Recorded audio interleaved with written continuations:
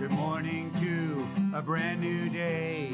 Time to learn and games to play. Learning things is so much fun. Learning is good for everyone.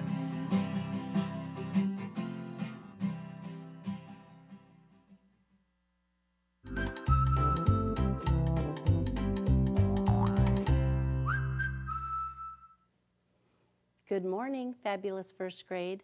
It's Wonderful Wednesday. But you know what? Some days when you wake up, you might not feel wonderful. I have a story about somebody who was having a not so wonderful day. This story is called The Grumpy Monkey, and I'm going to talk to you about it in a minute. But I want to welcome you back to our classroom. I'm Mrs. Hammock, and I'm here to help you practice all the skills you need to be excellent readers and writers and get ready for second grade. This morning, I was reading a story called The Grumpy Monkey by Suzanne Lang. And this story was shared by Ms. Parker over at Pyle Elementary School. She said it's one of the Pyle Python's favorite stories. And you know what? I can see why. Have you ever woken up and just not felt very happy, even though there wasn't really a good reason to not be happy? You just felt kind of grumpy. Well, that's what happens to Monkey. He wakes up, it's a beautiful day, all of his friends are having a wonderful day, and he just does not feel it. And you know what? I want you to know something. That's okay. It's okay to wake up and feel grumpy. It's okay to be grumpy. You just need to be careful that you don't do something that is going to make it worse, right? So I'd like you to read this story about the grumpy monkey and see how at the end of the story he starts to feel a little better.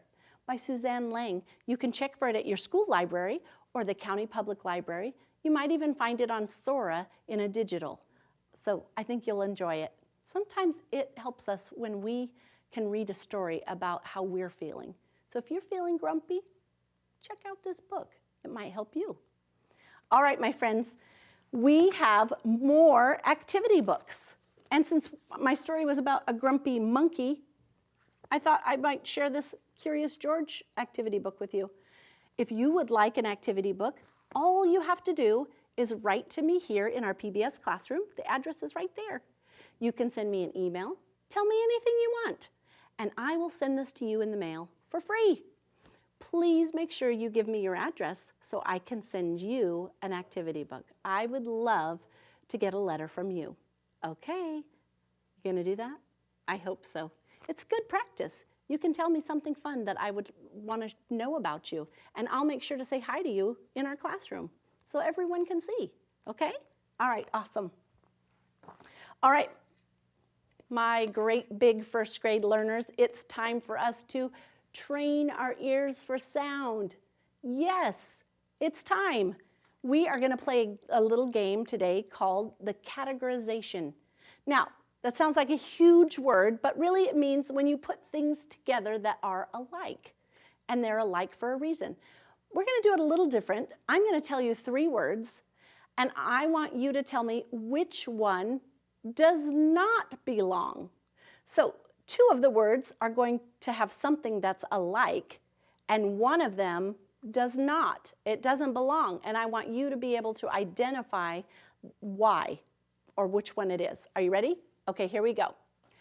First, shirt, park. Did you hear it? Right. First has the sound.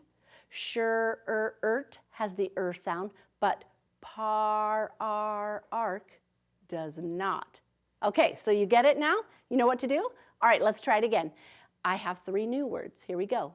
Verb, torn, her. Did you hear the one that doesn't belong? Torn. Good. Listening. Verb and her, they go together, don't they? They have that same phoneme. But torn has the orn. Good job. All right, how about these 3? Barn, farm, shirt. That one was very hard, was it? There's that pirate, and arm. How about shirt? Ah, that's the different one. Good for you. Boys and girls, you are getting so good at training your ears, and it's making your brain so smart. Way to go, I'm proud of you. Keep practicing. Let's do our fluency practice. Those are the sound spellings that we've already practiced, but we want to just make sure that you know them because sometimes you need a little extra practice. OU says ow. OW says ow. AY says A. AI says A. EA says E.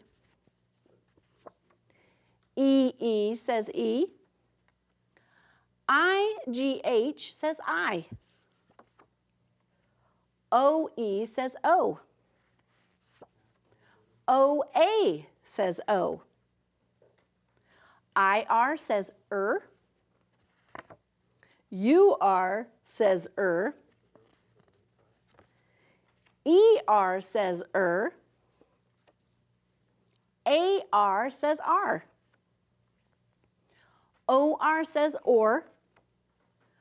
OAR also says OR, and so does ORE says OR. Did you get it? Good. All right, we've been working on the OI sound, remember? Here's our boy card, and OI can be spelled in 2 different ways.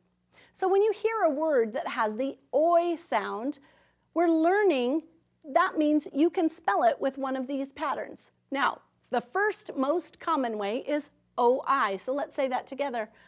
OI says OI. The next way that you might see it is OY says OI. And it will be at the end of a word or at the end of a syllable. So if a word has more than one syllable, you might find it, and it might look like it's in the middle of the word, but when you break that word apart, you'll see that it's actually at the end of the syllable. Let's practice reading some of our words today. Are you ready? Okay, here we go. Broil, broil. Good job. All right, let's build the word toy. Toy. Can you help me spell toy? What do you think? Okay, let's do it. Oi. Where did you hear the oi sound? Right, at the end. So that means we're going to use the OY. Toy. Good job. What if I wanted to change toy to soy, like soy sauce? What would I do there? Right, I'm just going to change the beginning phoneme. Soy, soy. And what if I wanted to change soy to joy? Joy. Good job. All right. Joy. Now, joy might be a word that you use when you're talking about feeling happy, but it's also somebody's name, because my friend Alice has a daughter named Joy, but we would use an uppercase letter for Joy's name, right? Okay, good. All right, let's take a look at our reading chart. I have a couple of things to share with you on this that will help you think about those spelling patterns. So let's start here. Ready? Foil, boy. Oh, look, this is enjoy. Enjoy. Do you see how it's 2 syllables? Enjoy. How about this one? Voice, voice. And noise, noise. Here's a sentence. Roy, oh no, this isn't a sentence, our sentence down here. Let's read these words. Roy. Why do you think I used an uppercase R? Right, that's someone's name, Roy. Here's toys. Don't let that S at the end confuse you. Remember, we're just making it plural. More than one toy is toys. Here we have choice. And let's try this one. Annoy, annoy. Oh, good for you. All right, let's take a look at our high frequency words today. We are going to focus on 2 of them. Here they all are. So if there's one there that you are having trouble with, write it down. And today we're going to focus on knew. I knew I recognized you. K-N-E-W, K-N-E-W. And fall, F-A-L-L, fall. We how to fix it. Or the rain is going to, oh, those are kind of easy, aren't they? What does the rain do? Right, it falls. So the rain is going to fall. We knew how to fix it. Great job. All right, remember yesterday we talked about the syllable type, the consonant L-E syllable. We call that the final stable. Stable means steady. It always stays together. So let's take a look at the word apple. All right. Now, we know that when we have two consonants that are right next to each other, that is where we split our syllables. Apple. So we also are learning this week that that consonant L-E is going to stay together. Here's our consonant, and there's the L-E. So this is a closed syllable that makes the A say a. Apple. Apple. Good job. All right, let's take a look at this one. Do you see a consonant L-E? Let's see, here's the L-E. What's the consonant? There it is. All right, now we have this word, candle. Candle. Candle. All right, so it's going to split right between those consonants. Here is our consonant, vowel, consonant. That's a closed syllable. That means the A is going to say a. Candle. Candle. Good. Let's try middle. You want to try middle? Okay, let's see. Middle. Oh, you're right. Look, this one and this one have a double consonant. So we're going to split it right there. That makes our job easy, doesn't it? And then look at that. There's our consonant L-E. That's our stable, final. Final means at the end. So here's our ending syllable. Here we have mid. There's that closed syllable. Remember that vowel's closed in by a consonant. That makes it a short vowel. Middle. Middle. How'd you do?